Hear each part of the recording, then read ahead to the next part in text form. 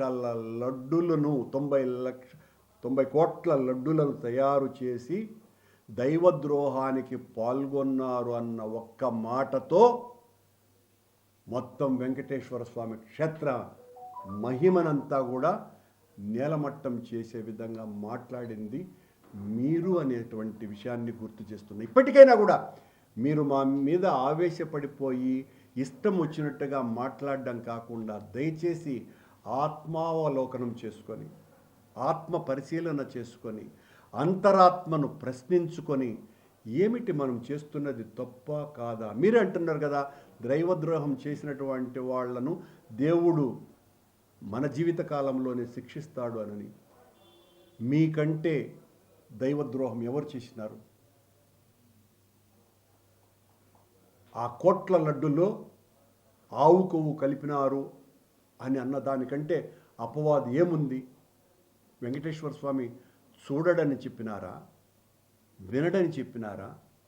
మా మీద పగ తీర్చుకోవటానికి వెంకటేశ్వర స్వామినే ఆయుధంగా వాడుకున్నారా? మీ అంతరంగానికే వదిలేస్తున్నా.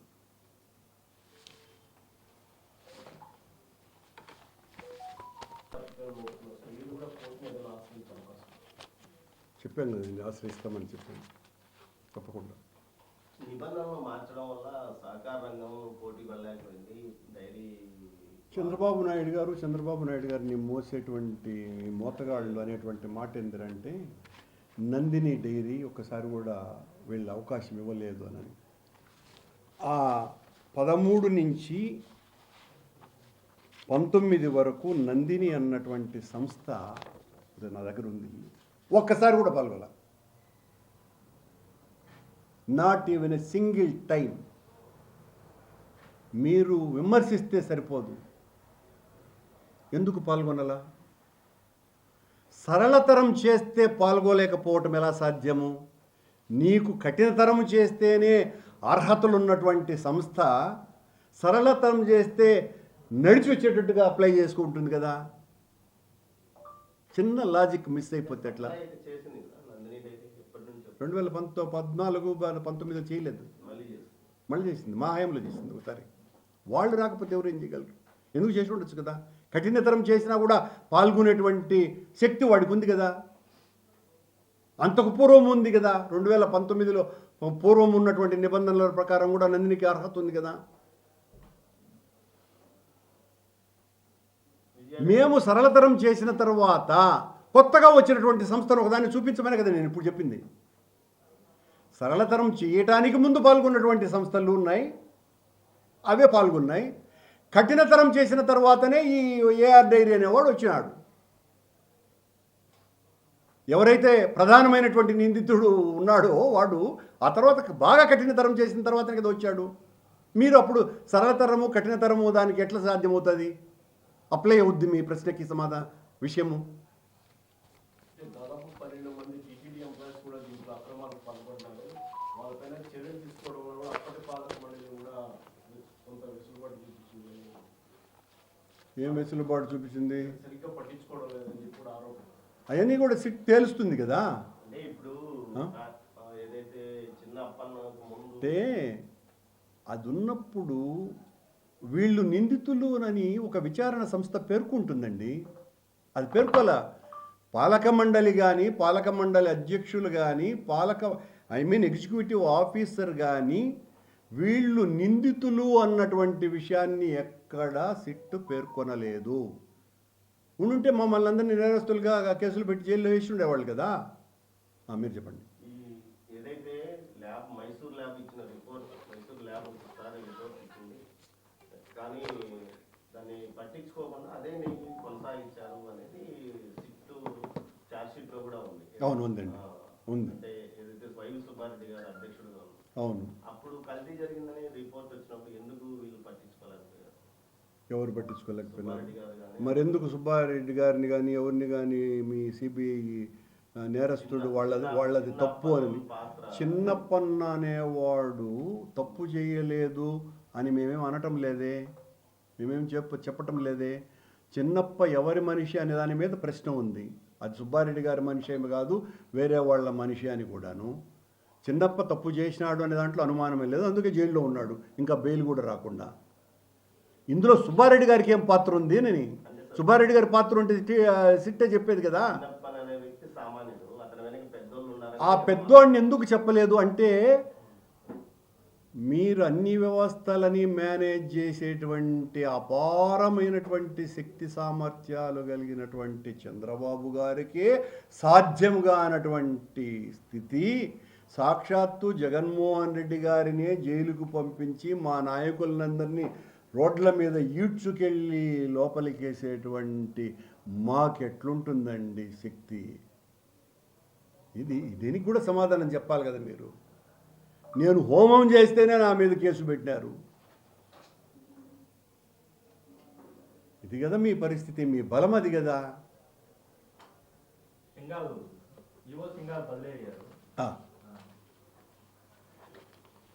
మేకలు బలవుతున్నాయి, మేకలు బలవుతున్నాయి.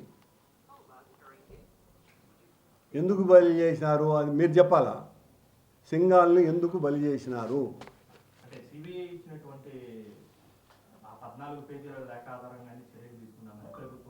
ప్రభుత్వం ఇంకా చెప్పాల, ప్రకటన ఇవ్వాల మాట. అక్కడ ఉన్నటువంటి కుమ్ములాటల ఫలితంగా సింగాలను బదిలీ చేశారే తప్ప, కుమ్ములాటలు తారాస్థాయిలో ఉన్నాయి కాబట్టి టీటీడీలో సింగాలను బదిలీ చేశారే తప్ప, సిట్ నివేదిక ఇవ్వటం మూలంగా సింగాలను బదిలీ చేసినట్టుగా ఉసుకుమంటే ప్రెస్ మీట్లలో మాట్లాడేటువంటి తెలుగుదేశం పార్టీ నాయకులు, కనీసం చంద్రబాబు గారు మాట్లాడకపోతే పోయినారులేండి, ఆయన ఎవరు దేవాదాయ శాఖ మంత్రి కూడా మాట్లాడలేకపోయినారు అనుకోండి, ఒకరన్నా మాట్లాడాలి కదా. ఎందుకు మాట్లాడడం లేదు చెప్పండి మీరు. దానికి తోడు ఆయన TV5లో అమూర్తి ఒక చర్చ కూడా పెట్టాడు. ఏమని? సింగాల్ని ఎలా పంపిస్తారండి, ఆయనకున్నటువంటి బలం ఎంత, కేంద్ర ప్రభుత్వంలో మొత్తం నార్త్ ఇండియాలో ఏ రకమైనటువంటి సంకేతం పోతుంది, ఇది కూటమా ఇంకోటేదన్నాడు, కూటమా కోటరీనా అని. అక్కసు భరించలేక కూటమి ప్రభుత్వం మీద కూడా కూటమే కోటరా అని అనగలిగే స్థాయికి బిఆర్ నాయుడు వెళ్ళగలిగినాడు అంటే కొండ మీద జరిగేటువంటి తతంగాలు ఏ స్థాయిలో ఉన్నాయి అనేదానికి ఇంతకంటే ఉదాహరణ మరొకటి ఉన్నదా?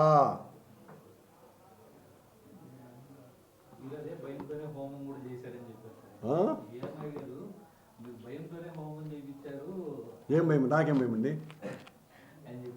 ఏమన్నారు ఉంటా?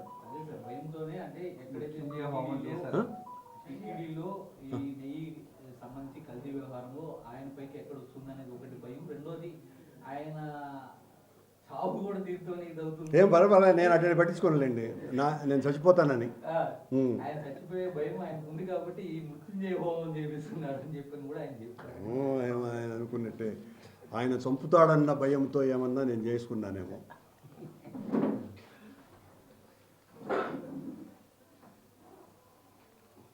థ్యాంక్ యూ అండి.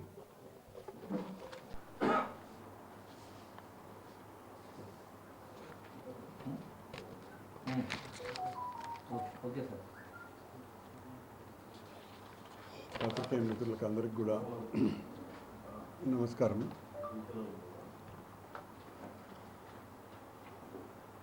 చంద్రబాబు నాయుడు గారు, గౌరవ ముఖ్యమంత్రి గారు నిన్న కుప్పంలో తిరుమల లడ్డూ విషయం మీద మళ్ళీ మాట్లాడుతూ ఎన్డీడీబీ వాళ్ళు ఇచ్చినటువంటి రిపోర్టు ప్రకారమే నేను మాట్లాడాను అని చెప్తూ, ఎన్డీడీబీ రిపోర్టు ప్రకారం నెయ్యిలో యానిమల్ ఫ్యాట్ కలిసింది అన్న అర్థం వచ్చేటట్టుగా నేను మాట్లాడారు. సిట్ తనిచ్చినటువంటి నివేదికలో సప్లిమెంటరీ ఛార్జ్షీట్లో చాలా స్పష్టంగా ఎన్డీడీబీ ఇచ్చినటువంటి రిపోర్టులో యానిమల్ ఫ్యాట్ కలిసే అవకాశం లేదు, చాలా చాలా మృగ్యము అని స్పష్టంగా పేర్కొన్నది.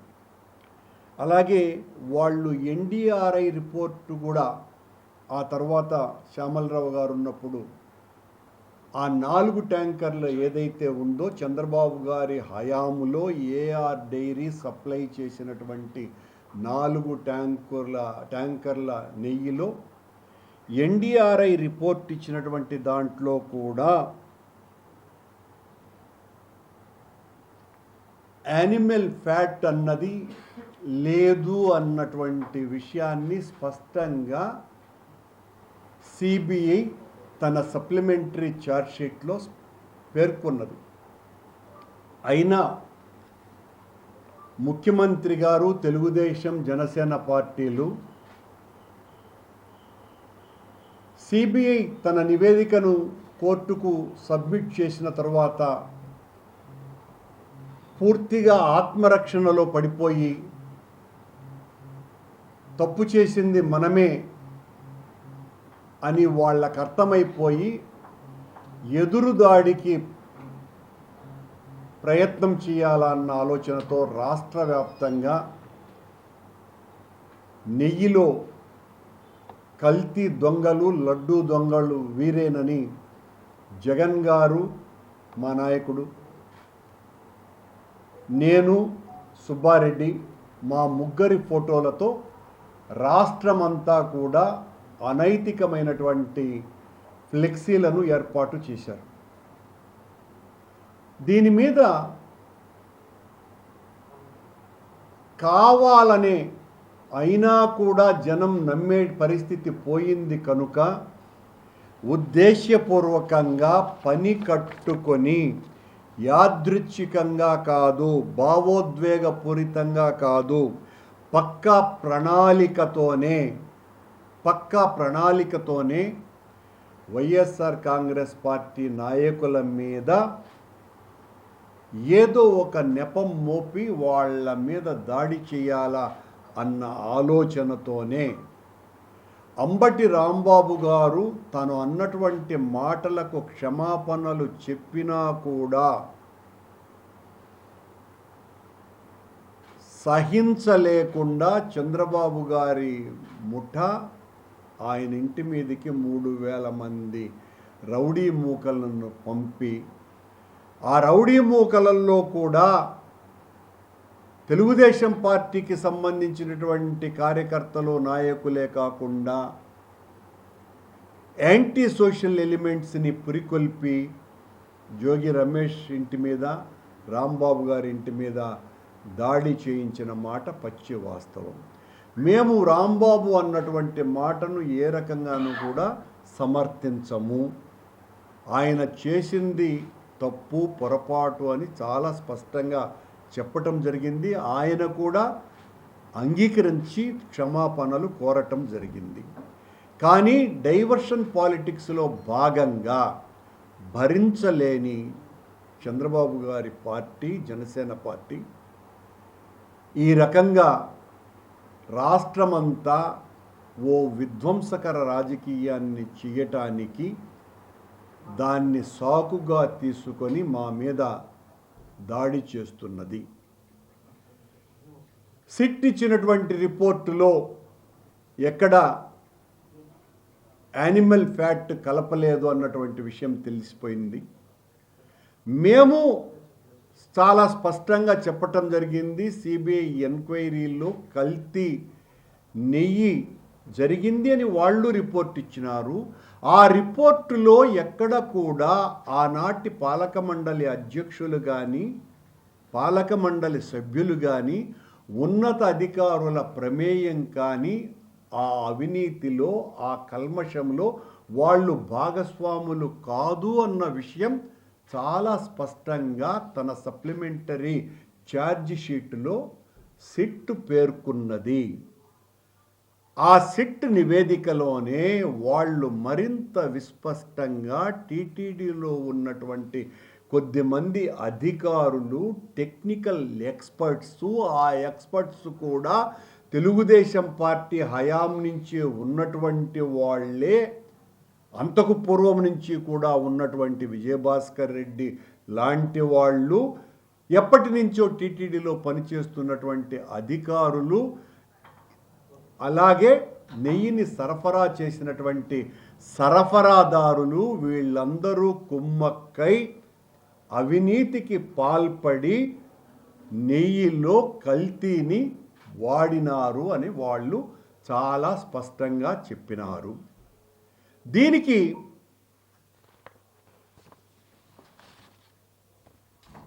ఏ కంపెనీలైతే నెయ్యిని సరఫరా చేసినాయో, ఈ కల్తీ నెయ్యిని, ఈ బోలే బాబా డైరీ అన్నటువంటిది 2018లో దాని పేరు హర్ష్ ఫ్రెష్ డైరీ.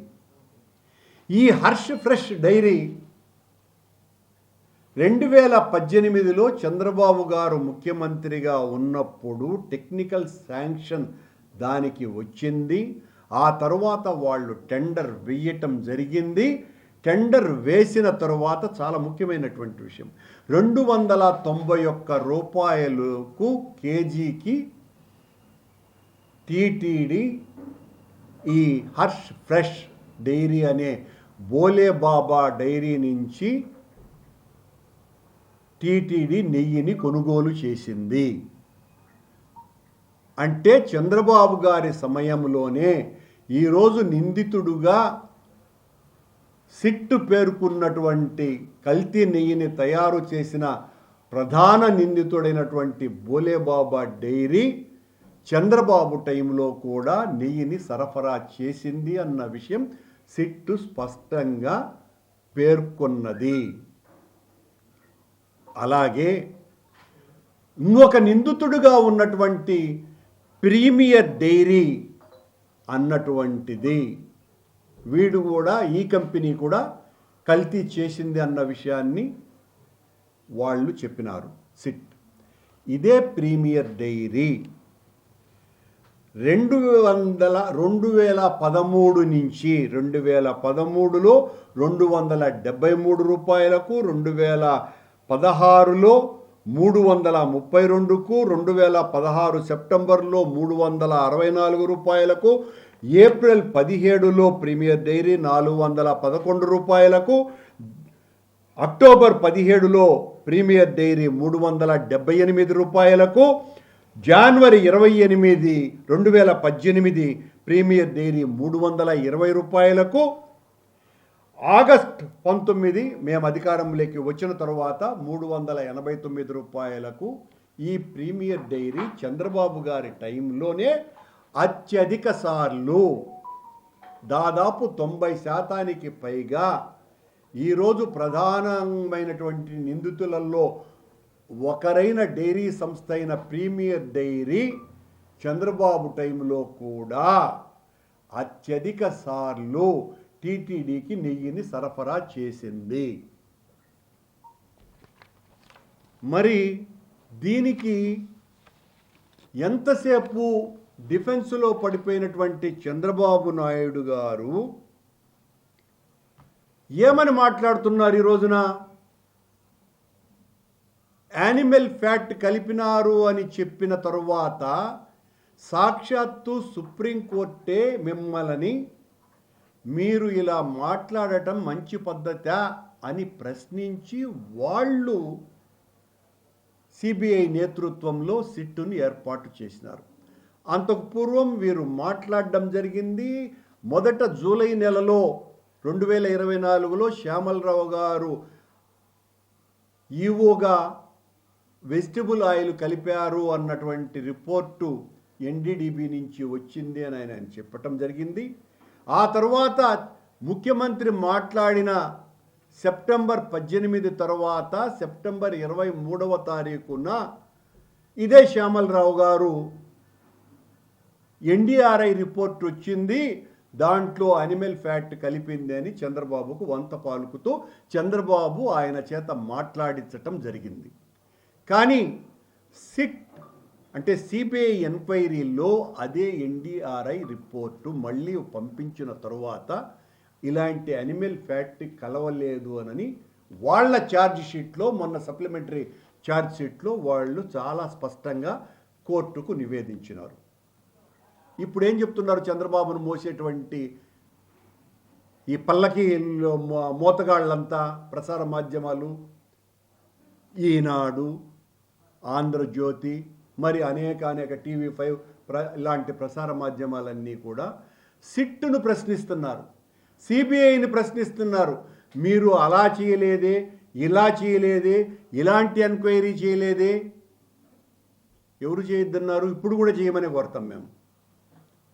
ఇప్పుడు కూడా మేము ఆ ఎంక్వైరీ మీరు కోరినట్టే చేయించండి అని చెప్తాం. కానీ చంద్రబాబు నియమించేటువంటి సిట్టుతో కాదు సుమా. చంద్రబాబే సిట్టును నియమిస్తే ఆ సిట్టు అధికారులు సిట్ అంటే సిట్టు, స్టాండ్ అంటే స్టాండ్ అంటారు. కనుక వాళ్ళు వెంటనే మమ్మల్ని అందరినీ నిందితుల్ని చేస్తారు. కనుక వాళ్లతో కాదు చేయాల్సింది. తప్పుడు నివేదికలు ఇచ్చి తప్పుడు చేయనటువంటి వాళ్లను నేరస్తులుగా చిత్రీకరించి అందరినీ జైలుకు పంపించేటువంటి సిట్టు కాదు కావాల్సింది. సరైనటువంటి న్యాయ విచారణ చేసే సుప్రీంకోర్టు చేత నియమింపబడ్డటువంటి అధికారుల చేత విచారణ చేయించాలా. దీనికి మేము సిద్ధంగా ఉన్నాం. సిబిఐ తన ఛార్జ్షీట్లో పేజీ నెంబర్ 65లో చాలా స్పష్టంగా 2018లో బోలే బాబా హర్ష్ ఫ్రెష్ డైరీ అనేటువంటి ఆ పేరుతో 291 రూపాయలకు చాలా నెయ్యిని సరఫరా చేసింది అన్నటువంటి విషయాన్ని పేర్కొన్నది.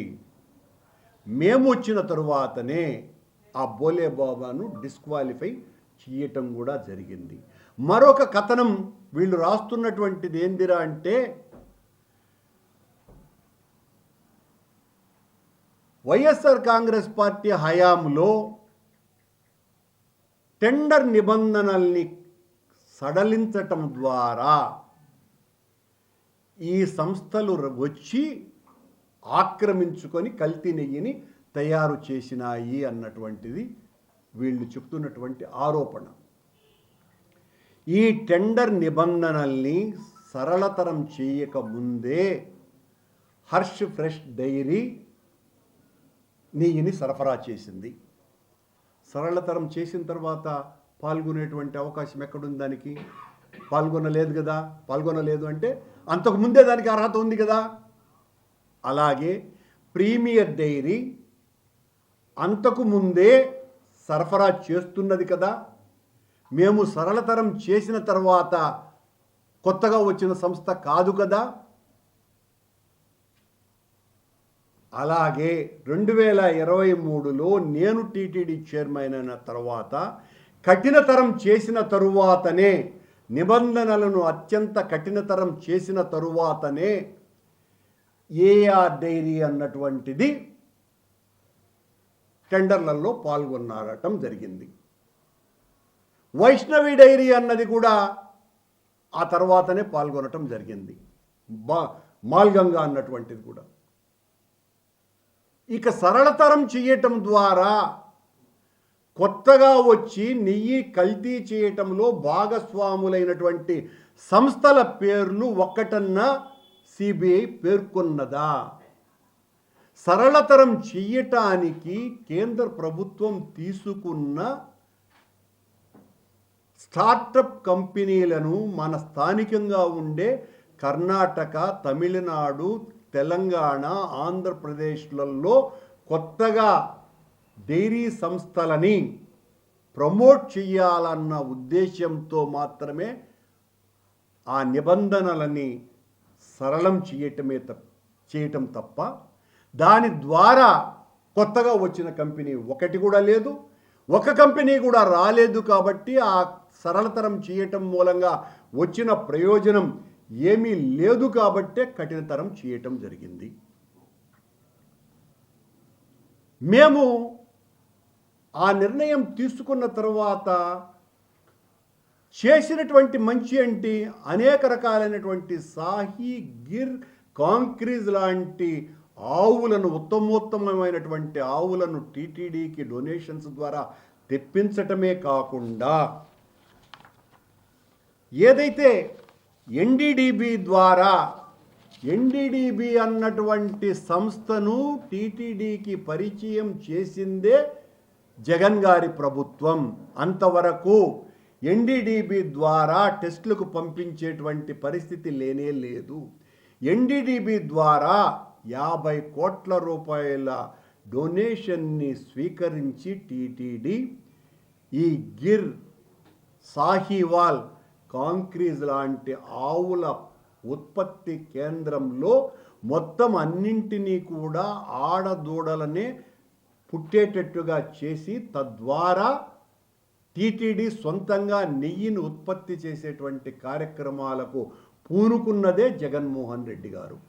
అలాగే అప్పటి వరకు బీటా సైట్ స్టెరాలసిస్ టెస్ట్ అన్నది ఏనాడు కూడా చేసేటువంటి పరిస్థితి లేదు. ఈ టెస్టుకి పరికరాల కోసమని టెండర్కు పోయింది కూడా జగన్మోహన్ రెడ్డి గారి ప్రభుత్వమే. మరి మా హయాంలోనే కదా ఈ రకమైనటువంటి ఏర్పాట్లన్నీ కూడా మేము చేసింది.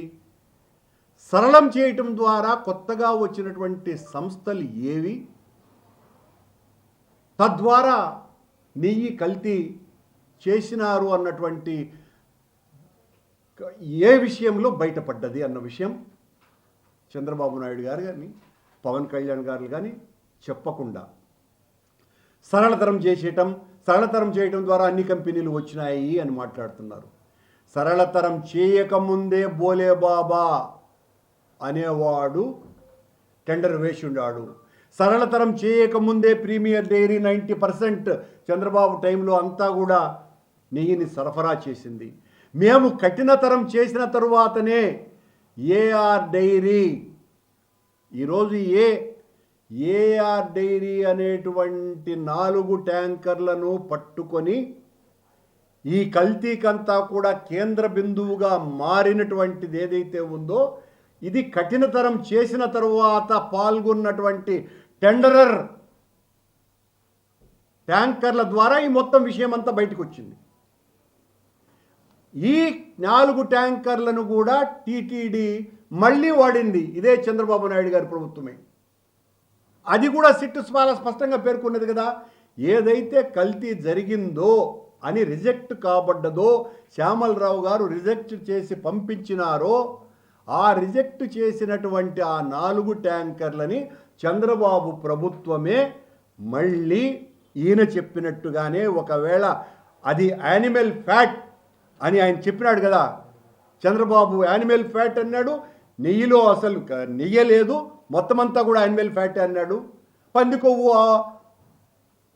చేప నూనె అని పవన్ కళ్యాణ్ అన్నారు.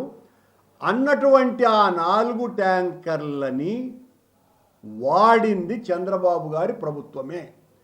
అంటే చంద్రబాబు గారి ప్రభుత్వమే కదా యానిమల్ ఫ్యాట్ నెయ్యితో లడ్డూలు తయారు చేసినారని మేము ఆరోపిస్తే ఎలా ఉంటుంది? మీరు దానికి సమాధానం చెప్పాలి కదా. నువ్వే కదా చెప్పింది. ఆ 4 ట్యాంకర్ల రిపోర్టు వచ్చింది కనుకనే, ఎన్డీడీబీ రిపోర్టు వచ్చింది కనుకనే నేను మాట్లాడాను అని మాట్లాడుతున్నటువంటి ముఖ్యమంత్రి గారు ఆ 4 ట్యాంకర్లని ఆ పంది కొవ్వు, ఆవు కొవ్వు వాడినటువంటి తో తయారు చేసినటువంటి నెయ్యితో లడ్లు తయారు చేసింది మీ సంస్థే కదా. అంత ఘోరానికి మీరు పలకటం చాలా తప్పు కదా. ఆ 4 ట్యాంకర్ల రిపోర్టే కదా మొత్తం సిబిఐ ఎంక్వైరీ చేసిందంతా కూడా దాని మీద బేస్ చేసుకునే కదా. వాళ్ళు ఎక్కడ కూడా ఆ సిబిఐ రిపోర్టులనే ఆ 4 ట్యాంకర్లలో కలిసింది పంది కొవ్వు కాదు, ఆవు కొవ్వు కాదు అని చాలా స్పష్టమైన నివేదిక ఇచ్చిన మీరేమో నిన్న నేను చాలా వీరభక్తుడిని వెంకటేశ్వర స్వామికి, స్వామి చూసుకుంటాడు, స్వామి అంతు చూస్తాడు, జీవితంలోనే శిక్ష, ఎన్నిసార్లు చెప్తారు చంద్రబాబు గారు మీరు ఇదే మాటలు? నేను మిమ్మల్ని దాదాపు 45-50 సంవత్సరాలుగా గమనిస్తూనే ఉన్నా. ఎప్పుడూ అదే మాట. ప్రపంచంలో మీరొక్కరే వెంకటేశ్వర స్వామి భక్తులా?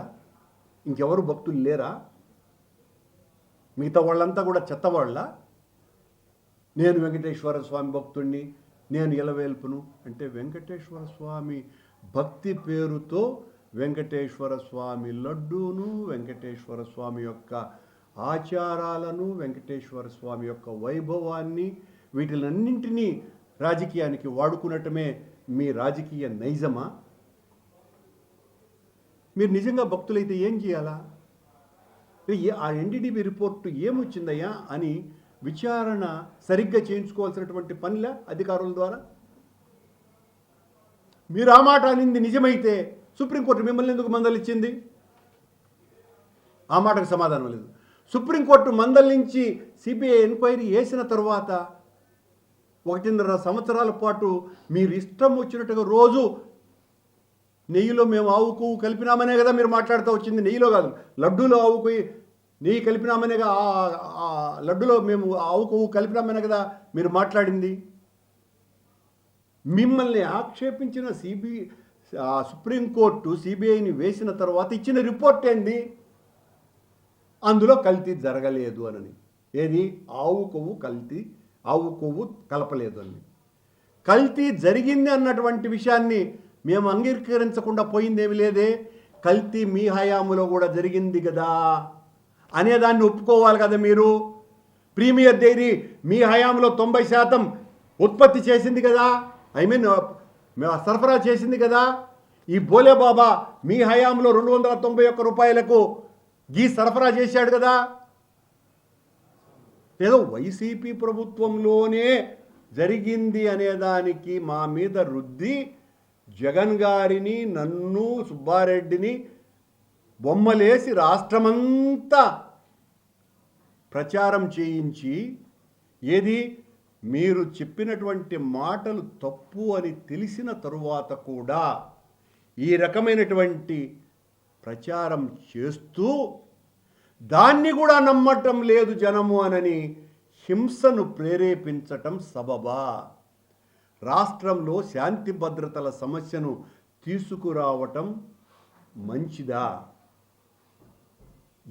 ఎవరి ఇండ్ల మీద దాడి చేస్తున్నారు? భోగి పండగ రోజున రాష్ట్రమంతా పాత వస్తువులన్నింటినీ కూడా మంట వేసి చలిగాంచుకుంటారు. తెలుగుదేశం పార్టీ, జనసేన పార్టీ కార్యకర్తలు మా పార్టీ నాయకుల ఇళ్ళు గాల్చి చలిగాంచుకుంటున్నారు. ఇప్పుడు మా పార్టీ నాయకుల ఇళ్ళు కాల్చి భోగి మంట వేసుకోవటమే మీ నైజమా? ఇది పద్ధత? ఎక్కడ తప్పు జరిగింది అన్నటువంటి విషయాలని ఒక ఉన్నతమైనటువంటి స్థానంలో ఉన్న మీరు సరి అయినటువంటి రీతిలో ప్రవర్తించాల్సింది పోయి, మీరు అంటే తనాతందానానని ఆ పవన్ కళ్యాణ్ గారు మెట్లు గడుగుతాడు, పొరకలతో ఊడుస్తాడు, సనాతని అని విర్రవీగిపోతారు. ఇంతకు మీ నోట్ల నుంచి వచ్చినటువంటి ప్రోడక్ట్ ఏంటి? ఇంత బాధ్యతాయుతమైనటువంటి వ్యక్తులుగా మీరు మాట్లాడినటువంటి మాటల ద్వారా సమాజానికి ఏ సందేశం ఇచ్చినారు? మీరు లడ్డూలో పంది కొవ్వు కలిసింది అని మీరు అన్నటువంటి మాటలకి నష్టం ఎవరికి వచ్చింది? జగన్మోహన్ రెడ్డి గారి కంటే వెంకటేశ్వర స్వామికి వచ్చింది. పంది కొవ్వు, చేప నూనె, ఆవు కొవ్వు లడ్డూల్లో కలిపినారు నెయ్యికి బదులు అని అంటే ఎవరి ప్రతిష్ట పోయింది? చంద్రబాబు గారు నా ఇలవేల్పు అన్నారే, నా దేవదేవుడు అన్నారే, ఆ స్వామిని పూజించకుండా నేను ఏ పని చెయ్యను రోజు అని అంటున్నారే, మరి ఆ లడ్డూలో ఆవు కొవ్వు కలిపినారు అని అంటే ఎవరికి నష్టం వచ్చింది? చంద్రబాబు గారు దేవుడికా, జగన్మోహన్ రెడ్డికా? భగవంతుడికి వచ్చింది. భగవంతుడి మీదనే మీరు అపవాదం మోపినారు. భగవంతుడినే మీరు రాజకీయ పావుగా వాడుకున్నారు. భగవంతుడినే దైవభక్తి మీకున్నది అన్నటువంటి ఆ పేరుతో ఆయనని వెంకటేశ్వర స్వామి ఆలయ ప్రతిష్టని 140 కోట్ల మంది ఆరాధ్య దైవమైన వెంకటేశ్వర స్వామి క్షేత్ర మహిమని మీ ఒక్క మాటతో 240 కోట్ల రూపాయల విలువ చేసే 90